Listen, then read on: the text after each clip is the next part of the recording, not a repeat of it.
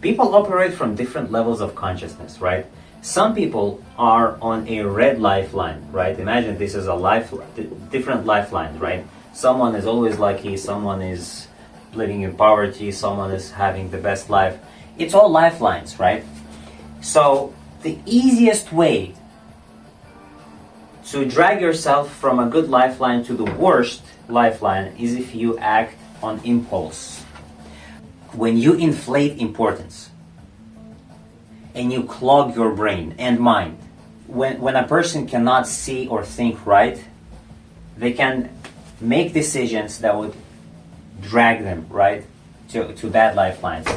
Let's say you vibrate and your consciousness operates from love, very high vibrations. Some people operate on shame, guilt, and all of those red vibrations, right? Those slow vibrations.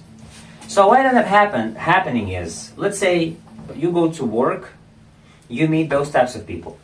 In order for them to feel good, they have to drag you down. They have to suck your energy. Because you have a lot of energy. You are blessed, an empath, a spiritual leader, right? I'm not saying spiritual leader like Taliban. I'm just saying like you have a lot of spiritual power, you have a lot of energy, sexual power and stuff like that. And so you operate from love, from abundance, you are an energy giver. Remember, there are two types of people in this world. Energy takers and energy givers. You are an energy giver. And so if there are slights, disrespect, bullying, the real reason that happens is because anything or any bad reaction from you is going to make it. You see, those people don't know how to connect to source. You see, like when those people, when people, let's say, meditate, right, they connect to source, like there's some energy work stuff that people do. Or doing the job you love, right, hobby, when you just love what you do and you get energy from that, right? You love talking to people, you get energy from that. So those toxic people, or we could say vampires, or the bullies at work, they know or they don't know. Actually, they don't know. But many people know that you are, like intuitively, they just want to drag you down. Why? Because for many reasons, right? Your confidence scares them, and a lot of things. And also we can say that maybe those are NPCs. So the reason you were bullied or the reason you were hated is because of your vibration. You vibrate authenticity. You are authentic to yourself.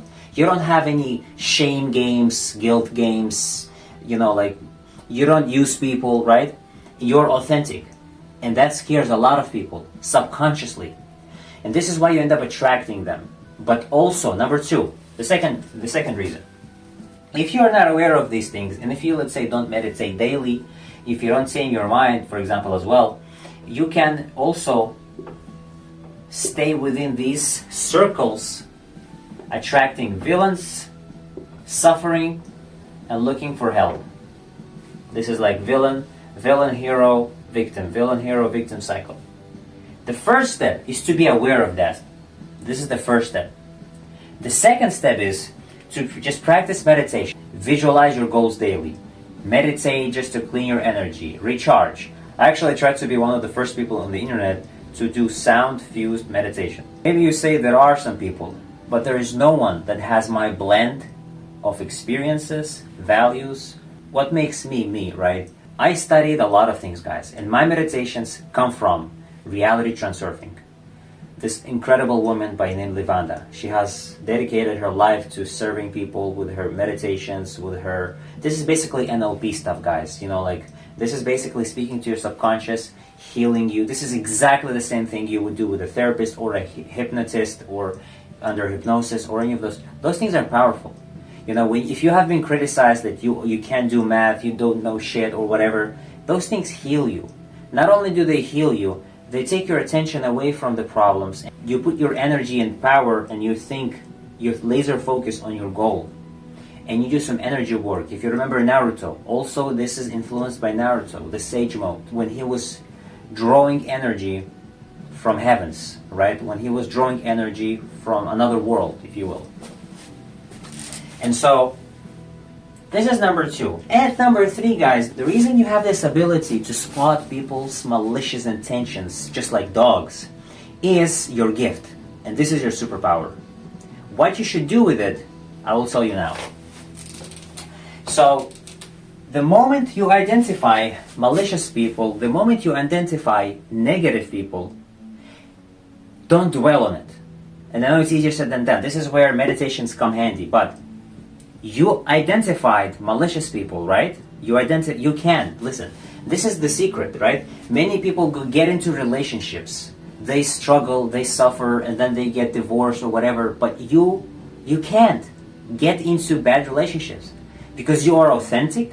You see people through, and energy never lies. You know exactly if that person is yours or not. You know that. Many people get into relationships, like other types of people get into relationships, and of course I know experiences happen in life, but if you are gifted and you see through people, you have intuition, you get into a relationship, you know that the person is right for you or no from get-go. Now, what happens is, if you know, you have an inner knowing, right? They say from the heart, from your heart, because your heart knows that person is yours. If you choose to ignore that and follow logic and convince yourself, yes, this person has accolades, they have completed, they graduated, they did this. If you try to convince yourself for that, because maybe you don't believe in abundance, you don't yet know the laws of this universe, you don't operate from abundance mindset, you are still influenced by scarcity mindset people, you may settle for less. And you may also ignore the voice within and perhaps get into a wrong relationship. If you get in a wrong relationship, this is the reason why. But you know. And many times do people say, I knew nothing good would come of it, right? I knew that. It means you know.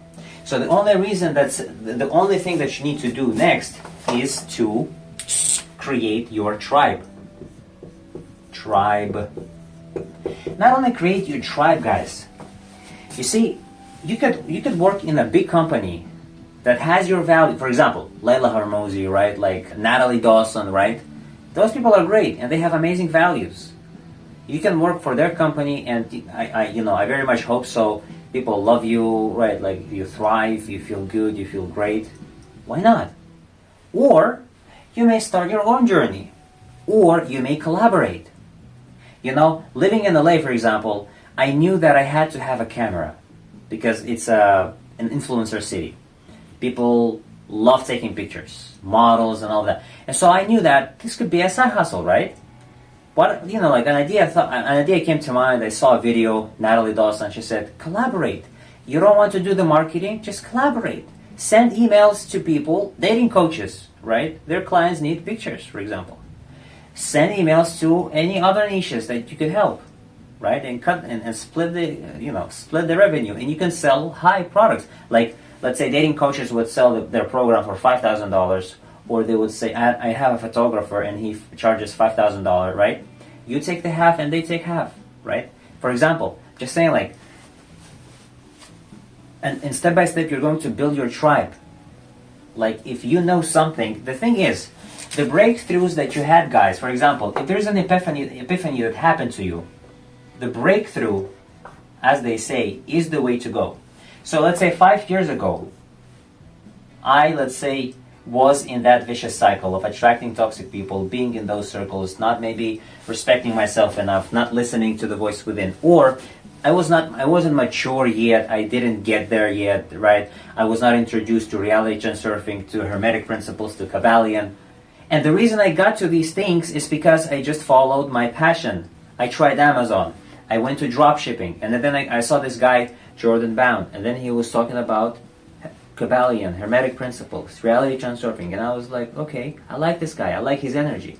What is it about? I bought the books. He was swearing by it, and I was like, yeah, let me do it.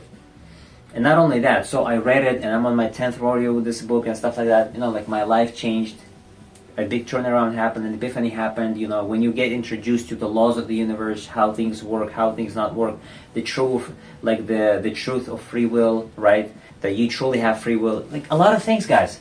And so the epiphanies that happen to you, where you were, and so this is my journey right now, right? I'm here on a journey to share with the world, to help people like me 5 years ago, 2 years ago, 3 years ago, doesn't matter, right? I want to help my former self. So you could find your clients, if not even clients, your people, right, are those. I mean, it doesn't have to be hermetic principles. It doesn't have to be all of that.